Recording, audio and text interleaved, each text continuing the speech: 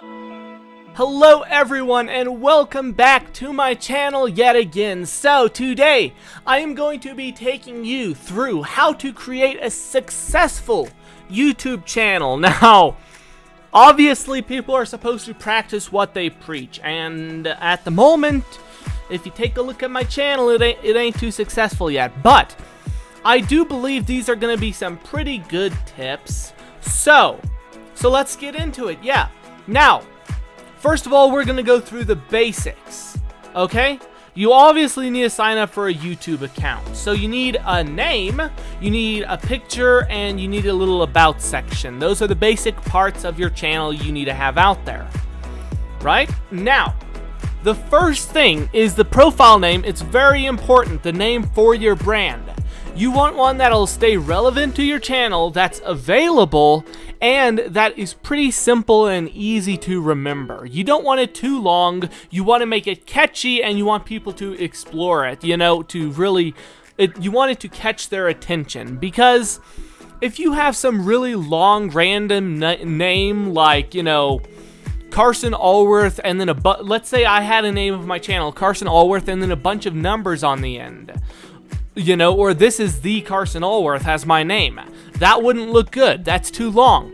So you want something pretty simple, clean, and that looks really good for your channel name. And ideally, obviously, you don't want to take a name of another popular YouTuber. Like if anyone tried to start, obviously I'm not popular, which, by the way, if you want to help me become popular, you can go ahead and subscribe if you want to. But let's say, for example, you decided to make a YouTube channel and call it Carson Alworth. Now, obviously, I'm already out there as Carson Alworth, so it would just be weird, and it would be more difficult for you to grow your brand if you tried to steal my name. So, yeah.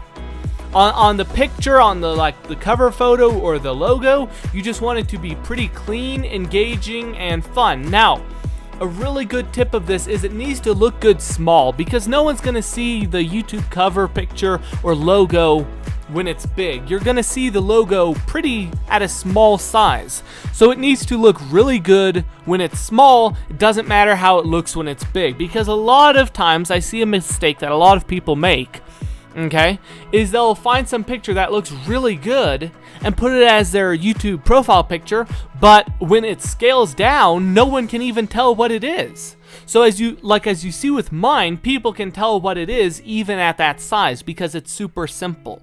So that's something to keep in mind. Now, the next tip for a successful YouTube channel is to do your research. You know, before you start creating content for your channel, you need to understand who you're targeting and everything about your target audience.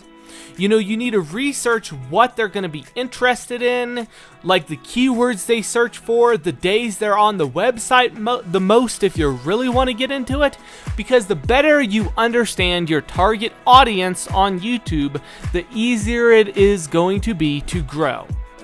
Now, you also want to plan and upload content, okay? You don't just want to post random videos. You need to select the type of videos that you want to make for your audience, okay? Here's an interesting thing. If you make a certain type of videos, you're going to have a better sub-to-view ratio. Now, in case anyone doesn't know what the sub-to-view ratio is, it's essentially where if you have, let's say, I have 100 subscribers, and right now I'm getting around 50 to 60 views per video. That's the sub-to-view ratio. Now, you want to keep that sub-to-view ratio as high as possible. And if you just post random content, it's not going to stay as high, okay? So you need to post engaging content and content that is very similar to the other content you've already posted. For example, if you look at really any popular YouTubers, they tend to stick to the same type of content that they post over and over again, okay? Because the reason they do this is because their subscribers have been proven to like that type of content. And they watch the analytics on it, and if the sub-to-view ratio ever goes down on the video, then they know the subscribers are getting tired of that content and they move on to something else. So always post for your niche, okay? This is really important. Now, you always want to optimize your video titles and your video descriptions, okay? YouTube is like basically the world's biggest search engine, especially for videos. So just like, SEO, which is search engine optimization, works for your website or your Facebook page or anything else like that, YouTube SEO also works. So you need to optimize your YouTube channel for like keywords to rank higher in the search results for people who search up those keywords. And since, YouTube channels only have video content, the titles of your videos and the descriptions are the best places to put keywords, okay?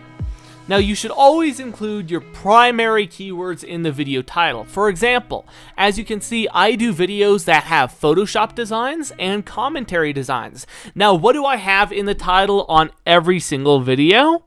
Well, I have Photoshop commentary.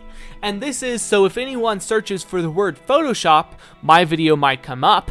Or if anyone searches for the word commentary, my video also might come up. Also, another thing to keep in mind is keep your titles pretty short, very relevant to the content, obviously, and catchy. Next, you should always optimize your YouTube video descriptions for keywords. Because the character limit is much higher than on the title, you can add a bunch of other keywords here as well. You always want to write descriptions that clearly and precisely, describe your content so that it will attract more views. You can use long keywords. You can add relevant hashtags to your descriptions. And okay, here's another tip for advertising. If you're writing a description, a very good trick that pretty much all advertisers use is to keep sentences and paragraphs very short, because everyone has short attention spans, okay? So if you have very short sentences and paragraphs, it's gonna break it down easier for people to read. Now, another thing you can do to make your YouTube channel more successful is integrate it with other social media accounts, and if you have a website, you can do that one too. Because if you just post on YouTube, you're only reaching the YouTube audience. But what if then you post like clips of your video on Twitter and Facebook and Pinterest and Instagram, and then you post links to your video on all those platforms, and then you post an article about your video on your website?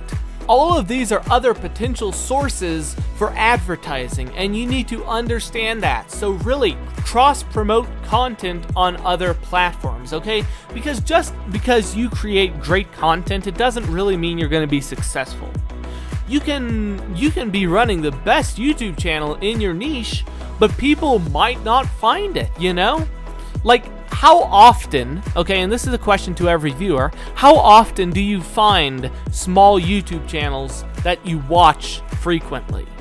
Honestly, usually not very often. I can name probably like 5 or 10 that I am interested in keeping up with, and I don't even watch them frequently, but that are smaller channels. And that's the thing, is it's important to advertise it.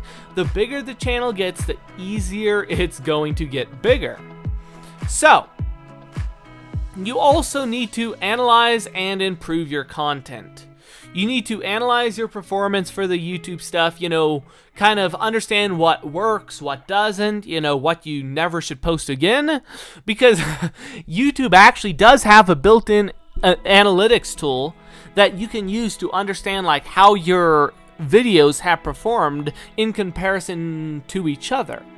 So, if you look into that, that can be an extremely important tool, and you will notice YouTubers who understand how to use these tools are inevitably more successful than the ones who don't.